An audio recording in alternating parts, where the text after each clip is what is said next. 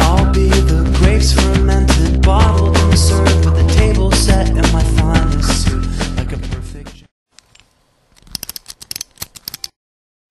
My name's Jordan Lind, and I'm the Vice President of Client Services, and I oversee the day-to-day operations of our business, and our business is primarily focused on in insurance and financial services. And we got our start in the late 80s when our CEO realized that there was a need and a demand for professional liability insurance for lawyers. It was very difficult to achieve that. And so he put together a group of investors who had an organization that were going to insure the risk of lawyers. And today we have about 15,000 clients nationwide and over $50 million in annualized revenues and $100 million in assets. And we serve lawyers from the perspective of their professional liability insurance needs. We do a lot of investment management. We have some information systems consulting services. We work with their bar foundations to develop their systems and organizations to meet the needs of their lawyers. And we're quickly diversifying into some non-risk revenue areas like health solutions. So we're a company that originally got our roots in malpractice insurance, and since then we've tried to maximize our 15,000 insureds to provide them with additional services.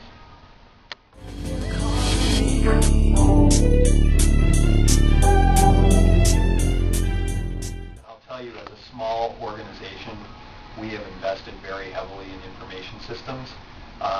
We have an internal system that we have developed called Alps that hosts all of the client communication and client information that is associated with all of our clientele, and it really becomes the central point of contact for everything we do. It's web-based. It gives our employees a capability to work from anywhere in the world at any time. It gives partners of ours access to client information that we want to extend to them, and it really has become the backbone of our decision making, because any piece of information that we receive from a client or from internal discussions is a result of outputs or inputs into that AlpsNet system. So it is as much a part of our business as anything that we do. And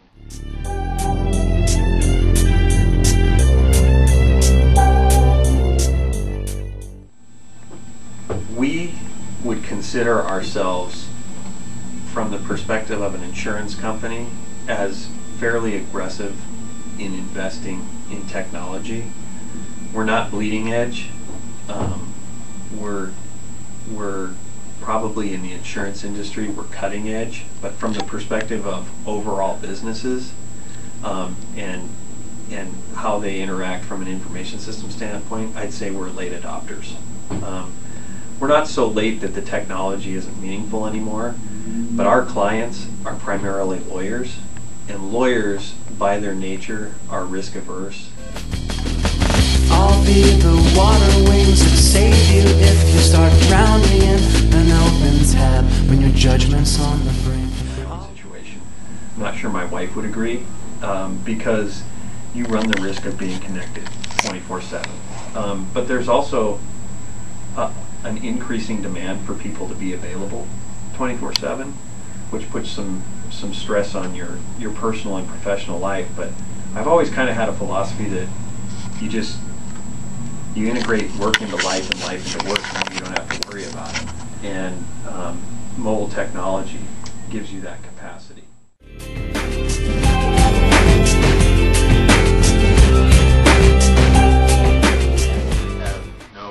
Had no interest in the insurance business, and in particular insurance sales. But the real story is I happened to be having lunch at Stockman's, and the CEO of Stockman's, or of Alps, eats lunch at Stockman's every day. We call it the executive dining hall. And I had just recently left eLocal Network, was which was a startup company here in Missoula that myself and some other business students from the University of Montana developed. And Bob said, "What are you up to these days?" And I said, "Well, I'm getting ready to go get my master's." And he said, "Well, would you think about joining us at Alps and helping me grow our business?" And I said, "Well, what do you guys do?" And he said, "Well, we work with bar associations." Well, I didn't even know what bar associations were. I thought bar associations were like the bar we were having lunch in, and come to find out that it had a legal connotation. But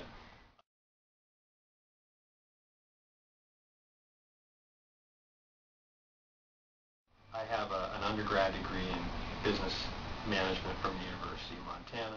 Got together in the University of Montana and started a startup company. And I joined them about 3 months after they had got started, and stuck with them for about 3.5 years. And that really gave me an education in financial management, human resource management, organizational development, marketing and sales. We had the opportunity to pursue all of those things, and an entire life, business and industry life cycle in 3 years. So I learned a tremendous amount there, and then I went back and got my master's. And the University of Montana provided me with an excellent opportunity to not only get an education from really what I would consider some world-class faculty hanging out here in Montana, but also the connections that those faculty and the university system has in terms of their connection to the outside world of other businesses. Tremendous opportunity to learn from people who you otherwise wouldn't get access to.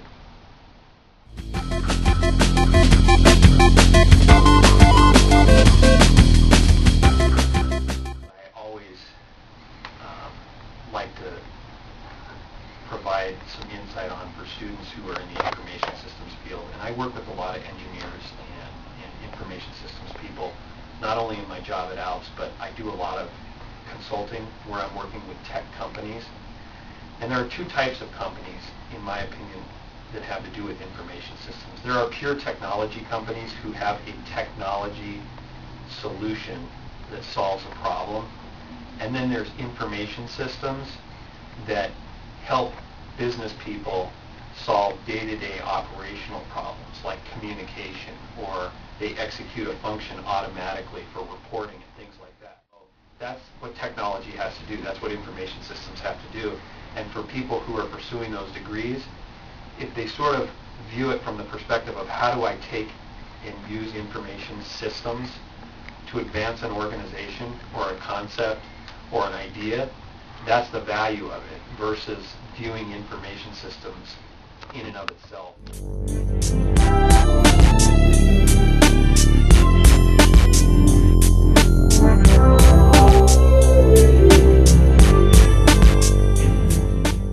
I'm pleased to know that you are educating our youth, and I also made them aware that you are a sandbagger. I want your true handicap this year because my wallet is light and I need some money.